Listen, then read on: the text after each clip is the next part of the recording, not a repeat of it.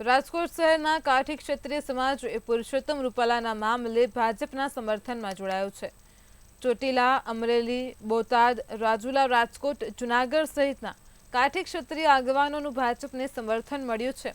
તો રાજકોટમાં મળેલી સભામાં કાઠી ક્ષત્રિય સમાજના આગેવાનો ઉપસ્થિત રહ્યા હતા। કાઠી ક્ષત્રિય સમાજે મંતવ્ય ન્યૂઝ સાથે વાત કરતા જણાવ્યું હતું કે અમે સૌ વિકાસ કાર્યોને લઈને ચાલવામાં ભાજપની સાથે છીએ। રાજકોટ લોકસભાના ઉમેદવાર પરસોત્તમ રૂપાલા માટે ખૂબ જ મોટા સમાચાર મળી રહ્યા છે।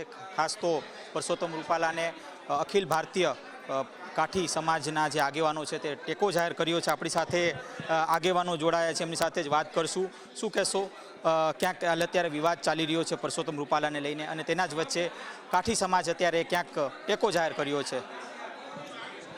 અમે ભારતીય જનતા પાર્ટીને ટેકો જાહેર કર્યો છે સમગ્ર સૌરાષ્ટ્રમાં અથવા તો કાઠિયાવાડ, જેના વ્યક્તિત્વ અથવા તો જે જ્ઞાતિના નામ ઉપરથી આખા પ્રદેશનું નામ કાઠિયાવાડ પડ્યું છે, એ કાઠિયાવાડના વિવિધ વિસ્તારમાંથી આગેવાનોએ એકત્રિત થઈને અમે ભારતીય જનતા પાર્ટીને ટેકો જાહેર કર્યો છે।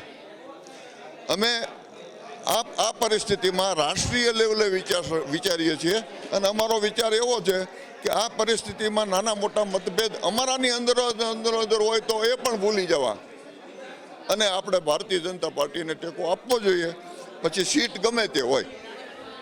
આગેવાન છો, શું કહેશો કે બેઠક પણ તમારે મળી હતી, એ બેઠકમાં શું નક્કી થયું? એ બેઠકમાં એ જ નક્કી થયું કે આ પરિસ્થિતિ જે છે, આ 2024ની ચૂંટણીની ઉપર આખી દુનિયાની નજર છે, તો ત્યારે મોદી સાહેબની અપીલને ધ્યાનમાં રાખીને કાઠી ક્ષત્રિય સમાજે ભાજપને ટેકો આપવો જોઈએ। આપ શું કહેશો, કયા કયા મુદ્દાઓ છે તે ધ્યાનમાં લેવામાં આવ્યા છે આપના તરફથી? ખાસ તો જ્યારે અત્યારે ક્ષત્રિય સમાજ છે તે અત્યારે ક્યાંક આક્રોશમાં લાગી રહ્યું છે, ત્યારે કાઠી સમાજ કઈ રીતે એને જોઈ રહ્યું છે? બસ અમે તો નરેન્દ્રભાઈનું અને રામ મંદિરનું જોઈ અને અમારા જે વડીલોએ નિર્ણય લીધો છે એ નિર્ણય સર્વમાન્ય જ હોય છે। આ નિર્ણયને લઈને ક્યાંક એવું નહીં થાય ને કે આગામી સમયમાં કાઠી સમાજ અને ક્ષત્રિય સમાજ વચ્ચે ક્યાંક મતભેદ ઊભા થાય? ના, એવું કોઈ મતભેદ છે નહીં, હતા નહીં, અને કોઈ દી થવાના પણ નથી। શું કહેશો, આગામી સમયમાં આ સ્થિતિ છે તે ક્યાંક વધુ સરળ બનશે કે કેમ, કે ક્ષત્રિય સમાજને પણ ક્યાંક માફ કરી દેવા જોઈએ કે કેમ? ક્ષત્રિય સમાજે ખરેખર 3 વાર માફી માંગી છે તો આપવી જોઈએ માફી।